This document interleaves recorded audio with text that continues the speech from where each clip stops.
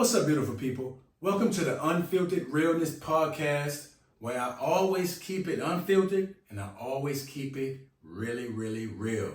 Listen, I'm your host, the real Quincy Williams, and I'm going to jump right into my topic today. I had to do this video because this morning when I was watching First Take, our favorite uncle, Uncle Shay Shay, Shannon Sharpe, who's doing phenomenal things with Club Shay Shay, Nightcap, with Ocho, Cinco, love watching that. But today, Shannon really struck a nerve. He had one of the worst takes ever on First Take when he decided to go at Jameis Winston, for Jameis Winston and the offensive team deciding to run the score up on Atlanta yesterday and get a touchdown for their teammate, Jamal Williams. I mean, his take was downright disrespectful. It was unhinged, and he just sounded really angry, like he might have needed some anger management. I'm going to let you hear exactly what he had to say for yourself, and then I'll get back to it and give my thoughts on his whole take, which, like I said, was a horrible take today. People from all over, teams, former players, basketball players, Matt Barnes, RG3, everybody had something to say about his take on how awful it was. So I'll let you listen and you judge for yourself. Bad. Makes Dennis Allen look like he lost control of that locker room. But I'll say this, I would cut Jameis Winston today. I would not want him on my team. That's loser's mentality. And people will say, well, Shannon, what about when Dan Marino fake spiked the ball, or Peyton Manning? They were not in victory formation. If you get down, the defense is conceding. If you want to run the ball, let the defense line up. Don't you fool them. Think it's a victory formation and then drive off the ball. You mean to tell me that's going rogue? Dennis Allen's going to probably have to go because his players have no respect for him. Right. He said they sent victory formation in, but that's right, we made a decision. I'm sorry, Molly. I would cut Jameis Winston today. If I'd been on that team, let me tell you what, I'd have jumped off sides on purpose. There's a mentality that you got to have if you want to play winning football. Jameis Winston has a loser's mentality. That's why they didn't win in Tampa. That's why Tom Brady came there, took the same team, and went to the Super Bowl. Look at what Baker Mayfield did. With basically the same team, got him in the playoffs, something that Jameis Winston couldn't do. Do me a favor, say that one more time on camera, what you would do. I would cut him. I would cut Jameis Winston today. And let me tell you something. All right, folks, so you heard what he had to say. Like I said, I 100% disagree with his take. I'm a diehard Saints fan, WHODATNATION for life, and all of us know that we hate the Falcons. We hate the Falcons. It's a big rivalry game, so of course, we want to run it up. We want to run it up on the Falcons. They would do the same thing to us. And let me address some of what Shannon said.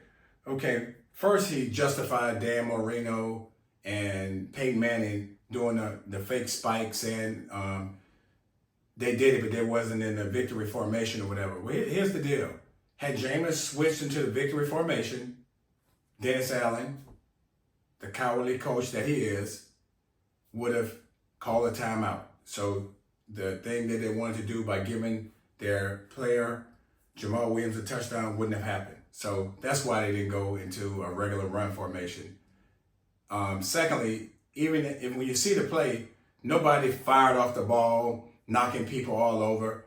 They handed him the ball. He pretty much walked in. It wasn't no major contact if you look at the play. That's number two. So again, run it up. We WHODATNATION. Falcons are our biggest rivalry. So yes, run it up. He wanted to do something for his teammate. He did something for his teammate. Nobody in WHODATNATION has a problem with it. Shannon, if you had a problem with it, it's fine to have a problem with it, but the way you tore this man down, I have a problem with that. Let me address the other thing. So justifying Peyton Manning and Dan Marino doing it, then you say you would have jumped off sides. But again, the whole offensive team made the decision to do this. That's why none of them jumped off sides. So if you would have jumped offside, that's why they did what they did.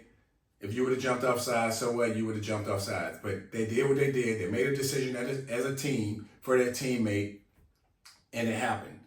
And everybody in Saints Who That Nation applauds it. We don't have a problem with it. Sorry you had a problem with it, Uncle Shay Shay. Next, you're talking about Jameis Winston has a losing mentality. A losing mentality. Now, if I'm correct, didn't Jameis Winston win the Heisman Trophy? I mean, I think he won the Heisman Trophy. I'm sure he won the Heisman Trophy. That's a losing mentality? Shay Shay, Uncle Shay Shay? He's a Heisman Trophy winner. Next, didn't he win the national championship? That championship game against Auburn, they was fighting back and forth.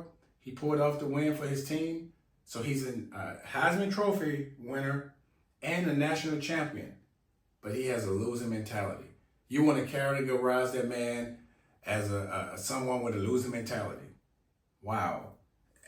Also, in 2019, if I'm not mistaken, he got a Pro Bowl selection and led the league in passing. But that's a losing mentality, right, Uncle Shay Shay? That's what you call a losing mentality? Listen, it's okay to be upset with a player for calling a play that you felt like he disrespected the coach by calling that play. But if you're going to call that man you want to disrespect that man saying he has a losing mentality, just make sure you know what you're talking about. That man never had a losing mentality. He's the ultimate team player, and that man has a winning mentality. Heisman Trophy winner, national champion, Pro Bowl selection, led the league in passing in 2019. Always ready to play. So don't disrespect that man and assassinate his character, because you wouldn't like that. And then you went on to say, oh, Tom Brady and Baker Mayfield. Tom Brady did. That's why Tampa got rid of him, and Tom Brady came in and did the same, took Tampa Bay to the Super Bowl with the same team that Jameis had. False. Again, Tampa Bay brought in everybody they possibly could to put around Tom Brady, including the National Guard, anything you can name. They had it in place for Tom Brady to make sure he was comfortable. He had everything he needed to go to the Super Bowl. And you yourself said about on Undisputed, when Skip was telling you that Thomas Edward Patrick Brady Jr. was better than you and you're slamming your glasses on the table, you yourself on Undisputed had a couple of segments where you were saying that Tom Brady wasn't the reason that they won the Super Bowl. Now, everybody agreed the defense carried Tom Brady that year. The defense won that Super Bowl. They carried the Bucs that year. Tom Brady had games to where he had multiple interceptions. Once in Chicago, he forgot what down it was. He forgot it was 4th down. And you yourself said he had a subpar season that year he went to the Super Bowl. So you're always mentioning what your grandparents are always telling you, this, that, and the other.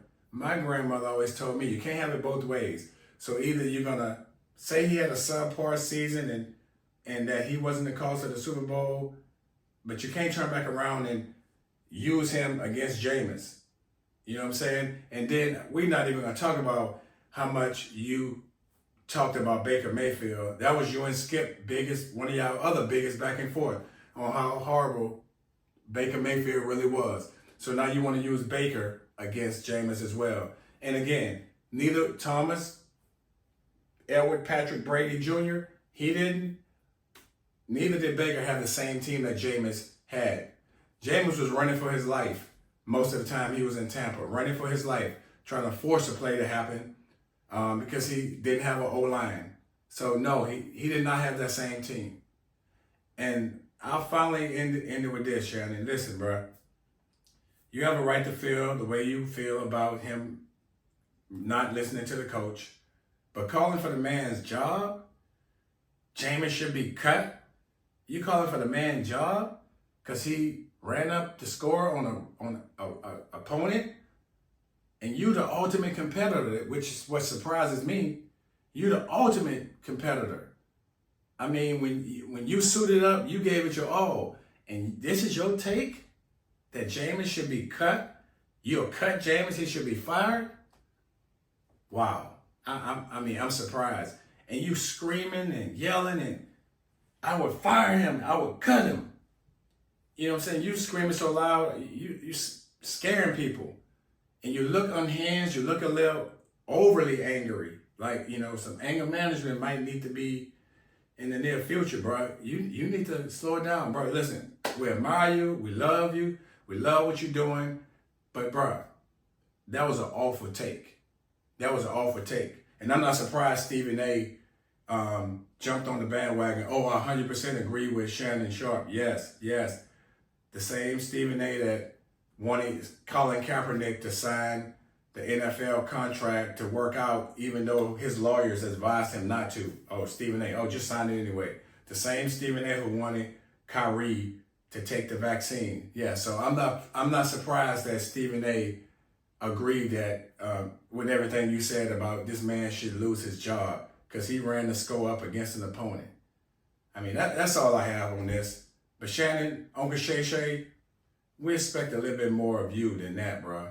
And you was man enough to apologize when you got unhinged against the Grizzlies players.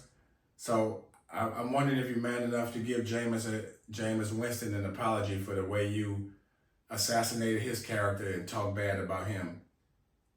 Are you man enough to do that? That's all I have. Oh, before I go, I got to thank my sponsor, Anchored in Christ Apparel.